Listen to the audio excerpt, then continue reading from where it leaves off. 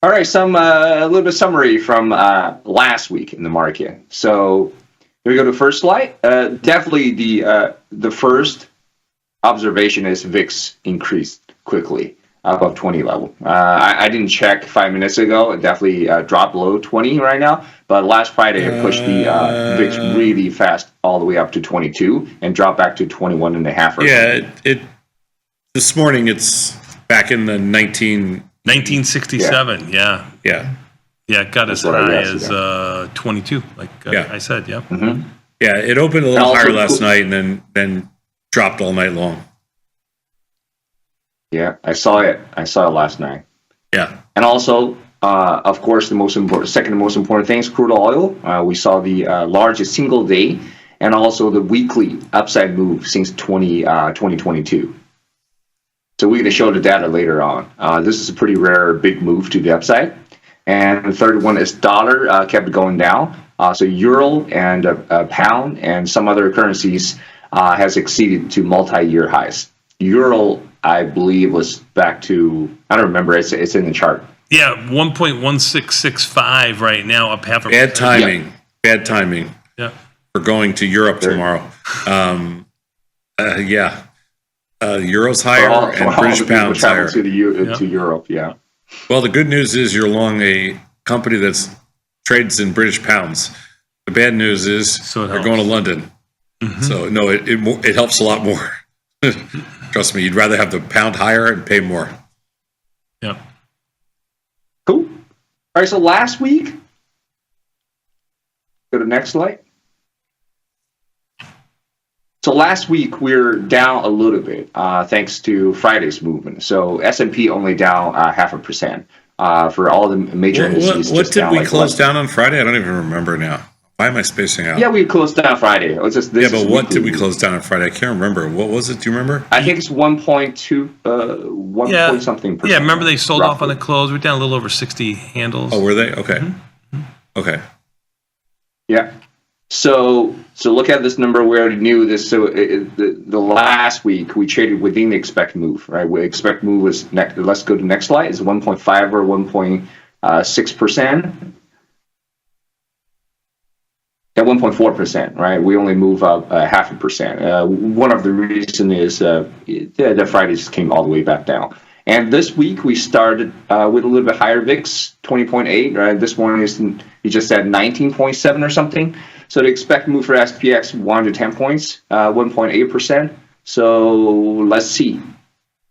What do you think? It's going to be another quiet week like last week and this week, or it's going to be more volatile?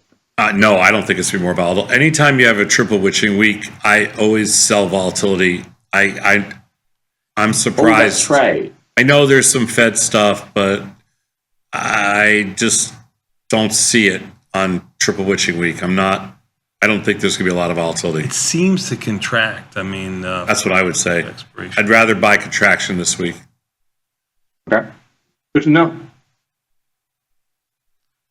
All right, next slide, the IVR change, just like what we talked about in the first slide, the implied volatility and also the implied volatility rank across the market increased last week. So pretty much everything except the natural gas and Bitcoin, which you don't think is that important. Crude oil, gold, euro, all currencies implied volatility increased. It's actually a pretty interesting chart right there. I mean, we all know it from trading, but that's an interesting chart. And crude oil really is the one that pops up there. I mean, crude oil's down 88 cents right now, but IV rank over 100. Yeah, I mean, you can do whatever you want there. I mean, we're having a good day today. We had a crappy day on Friday. You can do whatever you want in there. Just keep it small because crude oil's a big product. Yeah, just keep it small. Mm-hmm. Yeah. All right. So some interesting move. From the major assets, the first one, volatility. Can we go to the next slide? Yeah, VIX crossed 20 again. So again, just some reminder, background information. The VIX median in the past 20 years, 17 handle. We've been trading below 17 for quite a while, or roughly near 17. and VIX above 20 is about 30% of our currencies. So it's not extremely high. This is kind of a relatively high level. It's great time to sell premium. Somewhere between 17 to 20 or 25-ish. This is the best time. All right, agreed. Yeah. Some background information. We talked about that last night. Oil. Anything between 20 and 22 is like sweet spot. Mm-hmm. Yep. So this crude oil is up 7.3% on Friday, and the actual range is much, much larger. So if we only take a look at the 7.3%, so last time we saw this such a daily big move to the upside is March 2022, and only 39 currencies in the past 20 years. That's less than 1% probability. And talking about weekly, we were up 13%.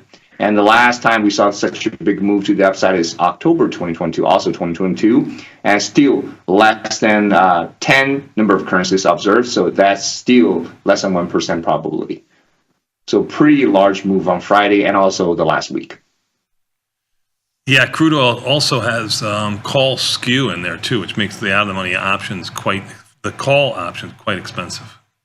So something to play there, either with a strategy or you can try to look at it for a directional play. Now, if you're bearish, it makes a nice play. Are you contrarian here right now, Tom, or you want to? Yeah, wait? I mean, we went home short crude oil, so I didn't like the opening last night. But I knew something was up when I saw that. Even with the opening up $3.50 or something last night, my P&L didn't move much, and I thought that was really weird. So I thought that was like a sign. Oh, you sold call?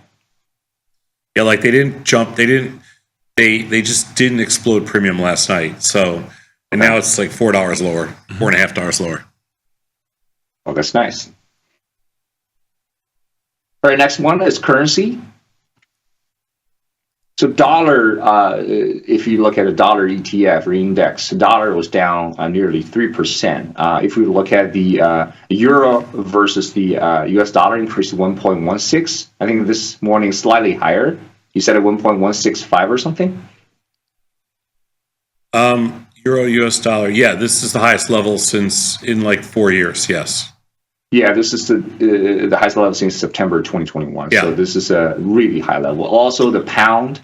I think the pound is the highest level since beginning of 2022, just a couple of months. Yeah, since January 2022 or February.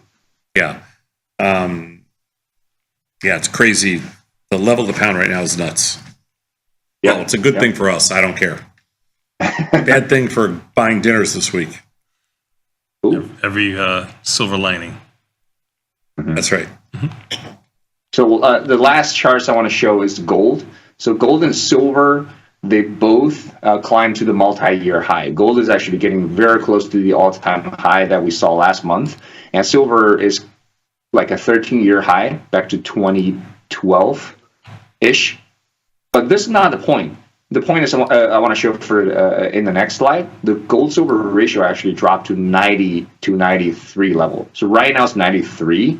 I checked on yesterday. No. So, last night it was 95. I think 94-ish. I checked before yesterday's market open. Or it literally is a Friday market close. Gold is 34.35 and silver's 36.47. Yeah, I'll check it. It's probably 34 and change. Okay.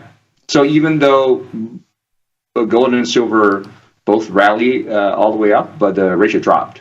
Main reason is the silver actually increased much faster. Yeah. I'll get your actual number. All right. 34, all right. Next slide. The top 5 and bottom 5 largest move to the upside and to the downside in the S&P 500, most liquid one. So Oracle up 21%, definitely the biggest news last week. And the next 3, 4, 5 stocks that I even didn't list that here are mostly related to energy. So they're up 10 to 13% last week. Yeah, just looking at the UAL, because that's the one that you have up there. It's up about $2.25 or so. So it's going to take back some of that 11% move. But that's your big mover. Airlines were big movers all last week, and obviously to the downside, yes. To the downside, yeah. Boeing too, Yeah. and Lulu, which is one of your favorites, Tom.